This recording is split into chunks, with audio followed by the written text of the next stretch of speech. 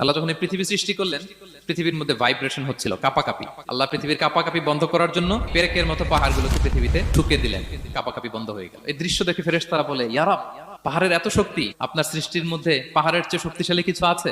আল্লাহ বললেন আছে। সেটা কি? আল্লাহ বললেন সেটা লোহা, কারণ লোহা দিয়ে পাহাড় কাটা যায়, ঠিক কিনা? লোহার কথা শুনে ফেরেশতারা অবাক। ফেরেশতারা প্রশ্ন, তাহলে আপনার সৃষ্টির মধ্যে লোহার চেয়ে শক্তিশালী কিছু আছে? আল্লাহ বললেন আছে। কি সেটা? আন্নার, আগুন। কারণ আগুন লোহাকে কি করে? গলিয়ে ফেলে। ফেরেশতারা শুধু অবাকই হচ্ছে। ফেরেশতারা বলে, আগুনের চেয়ে শক্তিশালী কিছু আছে? আল্লাহ বলে আছে, আলমা, পানি।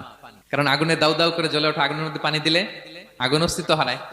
ফেরেশতারা শুধু অবাকই হচ্ছে। তারা বলে, তাহলে পানির চেয়ে শক্তিশালী কিছু আছে? আল্লাহ বলেন আছে, রিহ, বাতাস। কারণ বাতাস পানিকে একদিক থেকে আরেক দিকে নিয়ে যায়। জলের মধ্যে বায়ুর উচ্ছ্বাস লাগলে জলোচ্ছ্বাস তৈরি হয়, ঠিক কিনা? ফেরেশতারা আবার অবাক হয়ে বলে, তাইলে বাতাসের চেয়ে শক্তিশালী কিছু আছে? আল্লাহ বললেন আছে। সেটা কি? বলতেছে বনি আদম, ওই মানুষ শক্তিশালী যে গোপনে দান করে।